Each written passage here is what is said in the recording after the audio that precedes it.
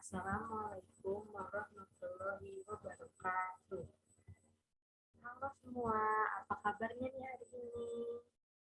Semoga kita semua selalu dalam lindungan Allah Subhanahu wa taala. Amin amin ya rabbal alamin. Nah, pada pertemuan kali ini saya akan menjelaskan tentang pengaruh model problem based learning berbasis open-ended terhadap kemampuan berpikir kognitif dan self efficacy.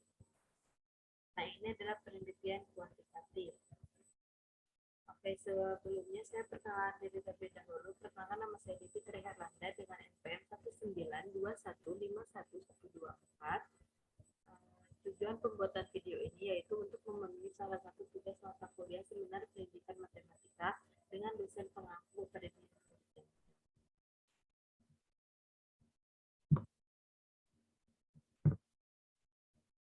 Selanjutnya yaitu ada latar belakang masalah. Pada pembelajaran matematika sangat penting untuk guru menentukan model pembelajaran yang tepat atau yang cocok untuk digunakan. Karena pada dasarnya, model pembelajaran sangat mempengaruhi pemahaman konsep matematis siswa. Sehingga guru harus dapat memilih model pembelajaran yang tepat untuk melaksanakan pembelajaran di kelas. Selain itu, guru harus bisa memahami setiap karakteristik yang dimiliki oleh murid-muridnya. Karena masih banyak siswa yang sangat kurang tertarik dengan pembelajaran matematika, disebabkan oleh pembelajaran yang sangat monoton. Pembelajaran yang monoton menyebabkan siswa menjadi malas dan tidak bersemangat dalam melakukan pembelajarannya, sehingga siswa menjadi tidak aktif dan tidak adanya antusias yang muncul dalam dirinya.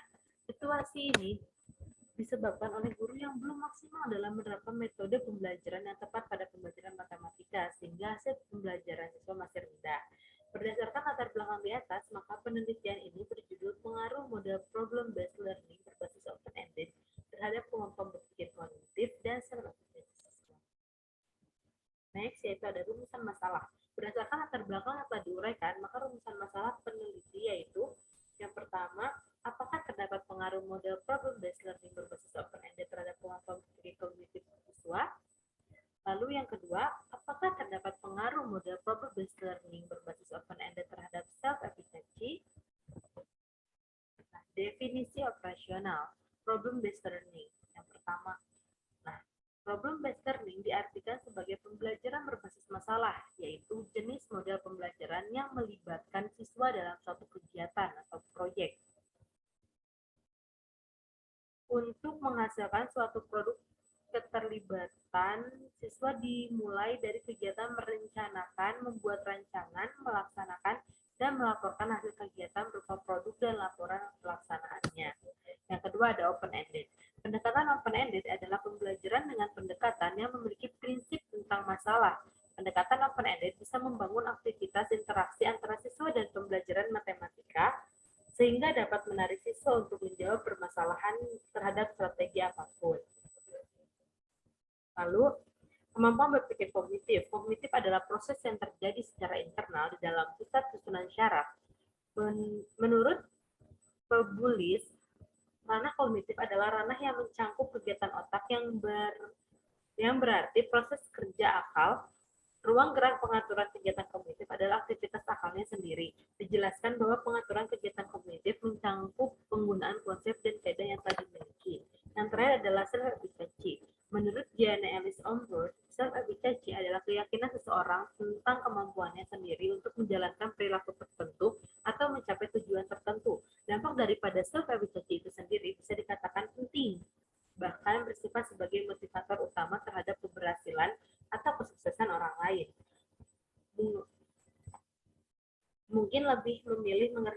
Orang lain mungkin lebih memilih mengerjakan aktivitas yang yakin dapat mereka lakukan daripada melakukan pekerjaan yang mereka rasa tidak yakin untuk dilakukan. Lalu ada tujuan penelitian. Yang pertama, untuk mengetahui apakah adanya pengaruh model problem-based learning terhadap kemampuan berpikir kognitif matematis. Lalu yang kedua, untuk mengetahui apakah ada pengaruh model problem-based learning terhadap kemampuan self-efficacy. Nah, manfaat penelitian yaitu manfaat yang pertama ada manfaat teoritis. Secara umum, hasil penelitian ini diharapkan mampu memberikan kontribusi terhadap pembelajaran matematis, terutama pemahaman guru atau peserta didik terhadap ada tidaknya pengaruh model problem-based learning berbasis open-ended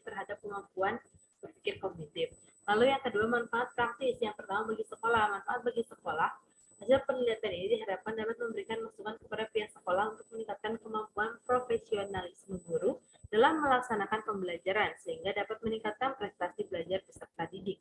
Yang kedua, manfaat bagi guru, yaitu hasil penelitian ini diharapkan dapat menjadikan acuan bagi guru dalam melaksanakan pembelajaran di kelas dan memberikan masukan kepada guru untuk dapat menggunakan model pembelajaran dengan tepat. Yang ketiga, manfaat bagi peserta didik, yaitu hasil penelitian ini diharapkan dapat membantu menunjang dan mempermudah peserta didik dalam mempelajari pelajaran matematika. Yang terakhir, manfaat bagi peneliti, yaitu hasil penelitian ini diharapkan dapat menambah pengetahuan, wawasan, serta referensi mengenai pengaruh model problem-based learning berbasis open-ended terhadap kemampuan pemahaman konsep matematis dan gaya. Nah, lalu selanjutnya yaitu ada landasan teori. Yang pertama ada kemampuan berpikir kognitif. Kemampuan kognitif adalah proses yang terjadi secara internal dalam pusat susunan syaraf pada waktu manusia sedang berpikir. Menurut Abdurrahman, kemampuan kognitif berkembang secara bertahap, sejalan dengan perkembangan fisik dan syaraf-syaraf yang berada di pusat susunan syaraf. Salah satu teori yang berpengaruh dalam menjelaskan perkembangan kognitif ini adalah teori Piaget. Pengertian kemampuan kognitif menurut para ahli, yang pertama ada Ahmad Susanto, bahwa kognitif adalah suatu proses berpikir, yaitu kemampuan individu untuk menghubungkan, menilai, dan mempertimbangkan suatu kejadian atau peristiwa. Kemampuan kognitif merupakan dasar bagi kemampuan anak untuk berpikir. Jadi proses kognitif berhubungan dengan tingkat kecerdasan atau intelijensi yang menandai seseorang dengan berbagai minat, terutama sekali ditunjukkan kepada ide-ide belajar. Yang kedua yaitu menurut Kartonodewo, menjelaskan bahwa kognitif adalah pengertian yang luas mengenai berpikir dan mengamati. Jadi merupakan tingkah laku yang mengakibatkan orang memperoleh pengetahuan atau yang dibutuhkan untuk menggunakan pengetahuan. Artinya bahwa dengan memiliki kemampuan kognitif, anak menggunakan alat pikirnya untuk mengamati, menghubungkan, menilai, dan mempertimbangkan suatu kejadian atau peristiwa guna memecahkan masalah secara efektif dan efisien. Lalu yaitu menurut Woolfolk yang dikutip oleh Susanto, mengemukakan bahwa kognitif merupakan satu atau beberapa kemampuan untuk memperoleh dan menggunakan pengetahuan dalam rangka memecahkan masalah dan beradaptasi dengan lingkungan. Kemampuan kognitif ini merupakan proses manusia menerima informasi atau pengetahuan. Adapun informasi yang dimaksud mencakup perasaan dan kesadaran terhadap diri sendiri, di pengalaman pribadi atau lingkungan sekitar.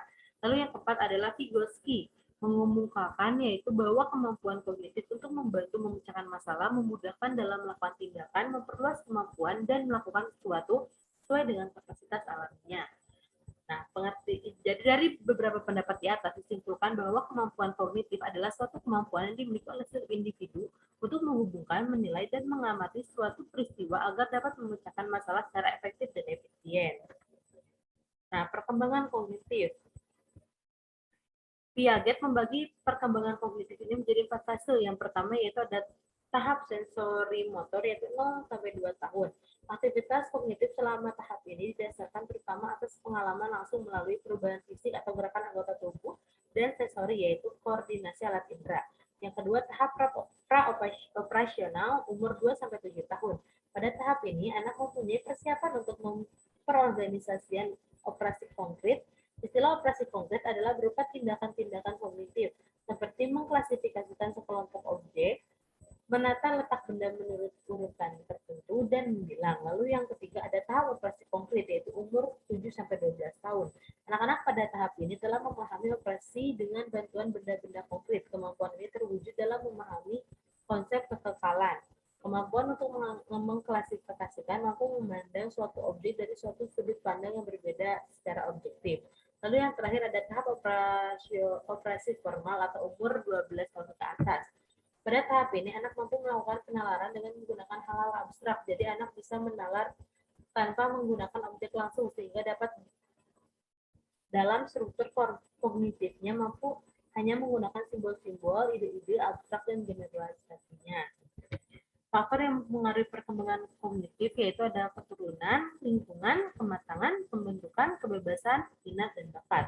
Lalu yang kedua, ada menurut Hartwig dan Anderson 2001 taksonomi Bloom, ranah kognitif yang telah direvisi yaitu yang pertama ada mengingat C1, mengerti C2, menerapkan C3, menganalisis C4, evaluasi C5, dan menciptakan pertama mengingat rumus untuk mencari jumlah suku ke N dalam suku deret aritmatika adalah, nah mengapa pertanyaan tersebut termasuk dalam C1? Karena pada C1 kerja otak hanya mengambil informasi yang telah diingat dalam satu langkah menulisnya secara apa adanya untuk menjawab soal di atas. Otak tidak berpikir, namun hanya mencari rumus suku dalam suku deret aritmatika dalam ingatan lalu kemudian dituliskan. Lalu yang kedua yaitu pemahaman. Suku pertama suatu barisan aritmatika adalah 40. Jika selisih antara kedua suku yang berurutan atau berdekatan adalah 6, maka rumus suku ke N barisan tersebut adalah. Nah, pada C2, kerja otak mengambil informasi pemahaman untuk substitusi indikator yang telah diketahui ke dalam rumus suku ke N. Lalu yang ketiga, penerapan. Diketahui sebuah barisan geometri 3, 6, 12, maka suku ke-7 dari barisan geometri tersebut adalah, nah pada C3 ini kerja otak mengambil informasi dalam satu langkah dan menerapkan informasi itu untuk dapat memecahkan permasalahan. Untuk menjawab soal di atas, setelah mengetahui permasalahan, suku ke-7 barisan geometri, maka otak akan mencari ingatan tentang rumus mencari suku geometris. Lalu yang keempat yaitu menganalisis atau C4. Jadi pertanyaannya, dari satu barisan aritmetika diketahui suku kedua adalah 5 dan suku kelima adalah 14. Jumlah 20 suku pertama barisan tersebut adalah, nah pada C4 ini kerja otak mengambil informasi dalam satu langkah dan menerapkan informasi itu untuk memecahkan permasalahan. Akan tetapi informasi itu belum bisa memecahkan permasalahan sehingga dibutuhkan informasi lain yang berbeda untuk membantu memecahkan permasalahan. Untuk menjawab soal di atas, permasalahannya adalah kita harus mengetahui terlebih dahulu suku pertamanya berapa, lalu setelah itu barulah kita bisa mencari suku N. Nah, yang kelima yaitu mengevaluasi. Pertanyaannya, 3 buah bilangan berurutan yang berjumlah 12 merupakan suku-suku deret aritmatika. Jika bilangan ketiga ditambah 2, maka diperoleh deret geometri. Hasil kali ketiga bilangan tersebut adalah, nah pada C5 ini suatu permasalahan menuntun adanya keputusan. Nah, keputusan ini diambil setelah dilakukannya analisis secara menyeluruh. Untuk menjawab soal di atas, kita perlu mengetahui terlebih dahulu pola bilangan yang dilakukan, lalu menentukan bilangan awal. Setelah diketahui bilangan awal, masuk ke dalam rumus deret geometri. Nah, yang terakhir yaitu menciptakan atau C6. Pertanyaannya, untuk jumlah 6.036 suku pertama dari geometri adalah 1.141 dan jumlah 4.024 suku pertamanya adalah 780. Maka jumlah 2012 suku pertamanya adalah, nah pada C6 ini otak dituntut untuk memikirkan sesuatu yang baru yang bisa digunakan untuk memecahkan persoalan. Misalnya memperbarui rumus yang sudah ada menjadi rumus yang baru. Nah, self efficacy. Self efficacy atau kepercayaan diri merupakan suatu aspek kepribadian penting pada diri seseorang. Keyakinan bahwa seseorang tersebut mampu menanggulangi suatu permasalahan dengan situasi terbaik dan dapat memberikan sesuatu yang dapat membagikan orang lain. Self efficacy atau efikasi diri yang dimiliki seseorang biasanya akan berpengaruh pada individu tersebut dalam menentukan sebuah tindakan atau keputusan di mana tindakan tersebut dilakukan untuk mencapai suatu tujuan atau beberapa hal kemungkinan yang akan hadir di masa depan. Nah, menurut para ahli, menurut Bandura, self efficacy adalah keyakinan seseorang mengenai kemampuan dirinya dalam melakukan tindakan untuk mencapai suatu hasil tertentu. Self efficacy menentukan bagaimana individu merasa berpikir, memotivasi diri mereka, serta bertindak. Apabila seseorang memiliki self efficacy yang tinggi, akan mengiring individu tersebut untuk mengatasi tantangan dan juga hambatan dalam mencapai suatu tujuan. Nah, lalu ada self efficacy menurut Al Wilson adalah persepsi diri mengenai seberapa baik diri seseorang dapat memfungsikan dirinya dalam situasi tertentu. Sementara itu, menurut Laura mengungkapkan bahwa self efficacy adalah keyakinan seseorang sehingga dapat menguasai suatu situasi dan menghasilkan berbagai hasil yang bernilai positif dan bermanfaat. Nah, yang terakhir menurut Jane Ellis Onford, seperti yang tadi yang di awal, self efficacy adalah keyakinan seseorang tentang kemampuan sendiri untuk menjalankan perilaku tertentu atau mencapai tujuan tertentu. Dampak daripada self efficacy itu sendiri bisa dikatakan penting, bahkan bersifat sebagai motivator utama terhadap keberhasilan atau kesuksesan seseorang. Orang lain mungkin lebih memilih mengerjakan aktivitas yang dapat mereka lakukan daripada melakukan pekerjaan yang mereka rasa tidak bisa mereka lakukan. Nah, jadi dari beberapa pendapat para ahli di atas dapat disimpulkan bahwa self efficacy adalah sebuah keyakinan yang berada dalam diri seseorang akan kemampuan yang dimiliki dalam melakukan suatu tindakan untuk mencapai suatu tujuan yang diinginkan. Seorang dengan self efficacy yang tinggi cenderung akan mudah berhasil dalam menyelesaikan tugasnya daripada individu yang memiliki self efficacy yang lebih rendah. Karena orang yang memiliki self efficacy yang tinggi, ia memiliki keyakinan yang cukup kuat akan kemampuan yang dimilikinya sehingga ia tidak akan ragu dalam mengambil sebuah tindakan atau mengambil sebuah keputusan. Nah, ada 3 aspek self-efficacy menurut Bandura, yaitu yang pertama ada aspek magnitude, yaitu mengacu pada derajat kesulitan tugas yang dihadapi. Penerimaan dan keyakinan seseorang terhadap suatu tugas berbeda-beda. Persepsi setiap individu akan berbeda dalam pemandangan tingkat kesulitannya.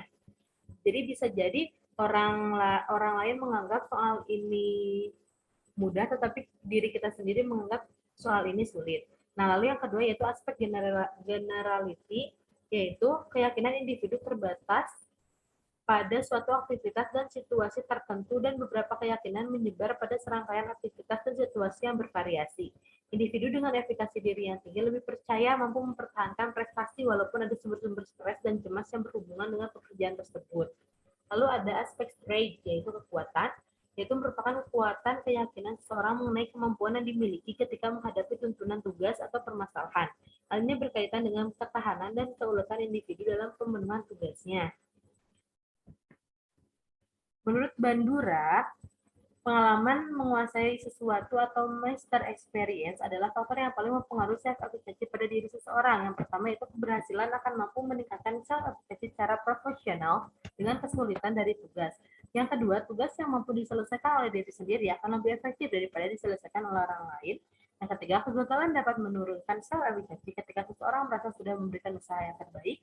Yang keempat, kegagalan yang terjadi ketika tekanan emosi yang tinggi tidak terlalu berpengaruh pada kegagalan dalam kondisi maksimal. Nah, Omford juga menyebutkan bahwa terdapat beberapa faktor yang dapat mempengaruhi perkembangan self-efficacy dari seseorang. Yang pertama, keberhasilan dan kegagalan sebelumnya. Yang kedua, pesan dari orang lain. Yang ketiga, kesuksesan dan kegagalan orang lain. Yang keempat, kesuksesan dan kegagalan dalam kelompok yang lebih besar. Nah, secara garis besar, self-efficacy dibagi menjadi 2, yaitu ada self-efficacy tinggi dan self-efficacy rendah. Selanjutnya ada open-ended. Menurut Suherman, metode penelitian open-ended adalah metode pembelajaran yang menggunakan masalah terbuka yang memiliki banyak solusi atau strategi dalam penyelesaiannya. Problem yang diformulasikan memiliki multi jawaban yang benar, disebut problem tak lengkap atau disebut juga open-ended atau soal terbuka.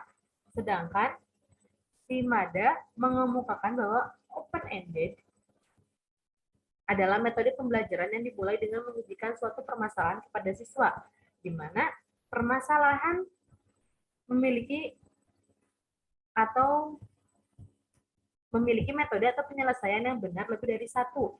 Pemberian tugas berupa masalah open-ended memberikan pengaruh peningkatan kemampuan berpikir kognitif. Langkah-langkah pembelajaran open-ended. Yang pertama adalah tahap awal, merupakan tahap persiapan siswa untuk mengikuti pembelajaran. Pada tahap ini, guru menjelaskan tujuan pembelajaran, metode yang akan dilakukan dalam kegiatan pembelajaran, mengaktifkan kemampuan dasar siswa, mengaitkan materi yang akan dipelajari dengan materi sebelumnya, serta mengaitkan motivasi siswa. Lalu yang kedua ada tahap inti. Kegiatan pada tahap ini dibagi dalam 3 aktivitas, yaitu aktivitas pengenalan, pemahaman, dan pemantapan. Lalu yang ketiga itu ada tahap akhir, yaitu kegiatan yang dilakukan pada tahap ini adalah guru mengarahkan siswa untuk membuat kesimpulan dari hasil pembelajaran. Kegiatan pembelajaran diakhiri dengan melakukan refleksi untuk mengecek pemahaman siswa dengan mengajukan pertanyaan tentang materi yang telah dipelajari. Kelebihan open-ended yang pertama, siswa berpartisipasi lebih aktif dalam pembelajaran dan sering mengekspresikan idenya. Yang kedua, siswa memiliki kesempatan lebih banyak dalam memperoleh pengetahuan dan keterampilan secara komprehensif. Yang ketiga, siswa dengan kemampuan belajar yang rendah dapat merespon permasalahan dengan cara mereka sendiri. Yang keempat, siswa memiliki pengalaman lebih banyak untuk menemukan sesuatu dalam menjawab permasalahan. Kekurangan open-ended yaitu membuat dan menyiapkan permasalahan pembelajaran matematika yang bermakna bagi siswa bukanlah pekerjaan yang mudah. Yang kedua, mengemukakan masalah yang langsung dapat dipahami siswa sangat sulit. Yang ketiga, siswa dengan kemampuan tinggi bisa meragu dengan jawaban mereka. Yang keempat, mungkin sebagian siswa merasa bahwa kegiatan belajar mereka tidak menyenangkan karena kesulitan yang dihadapi.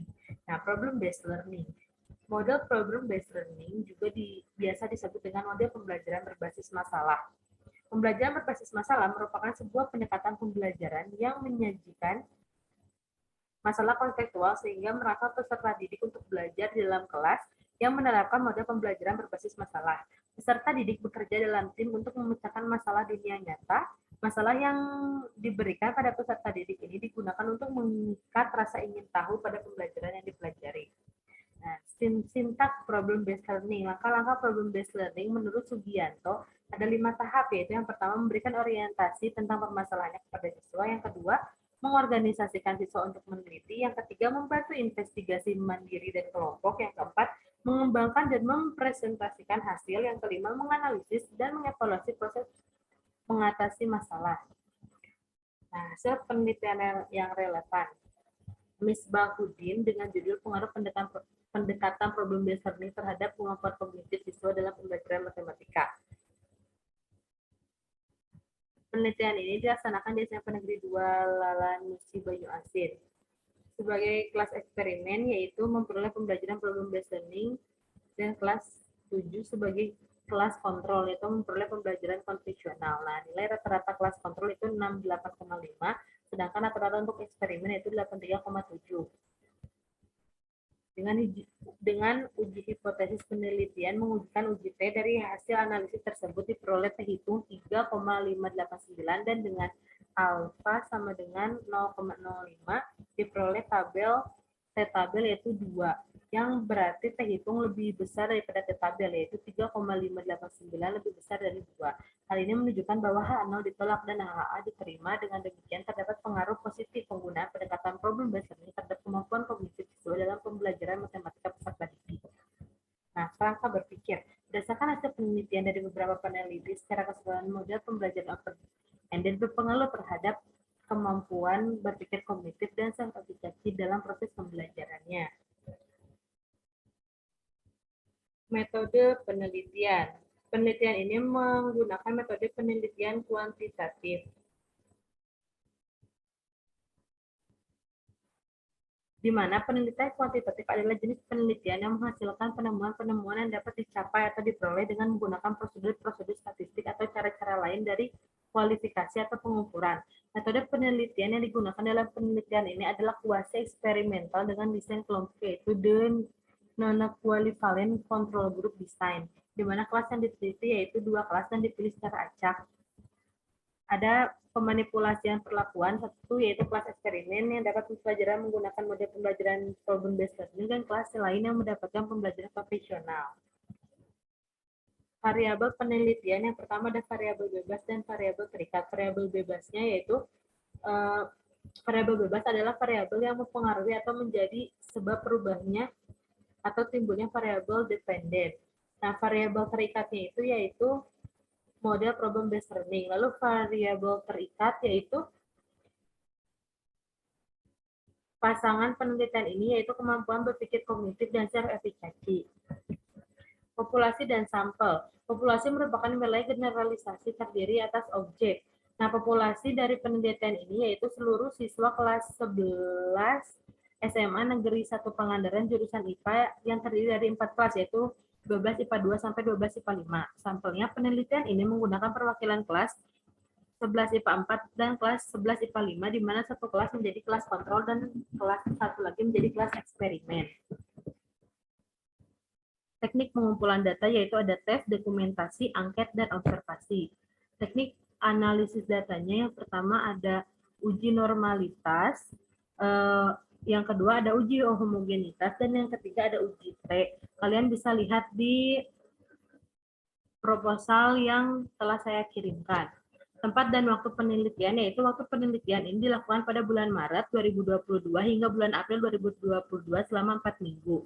Lalu tempatnya penelitian ini dilaksanakan di SMA Negeri 1 Pangandaran pada kelas 11 IPA 2 sampai 11 IPA 5. Terima kasih atas perhatiannya. Maaf apabila ada banyak kesalahan atau kata-kata yang tidak dimengerti. Wassalamualaikum warahmatullahi wabarakatuh.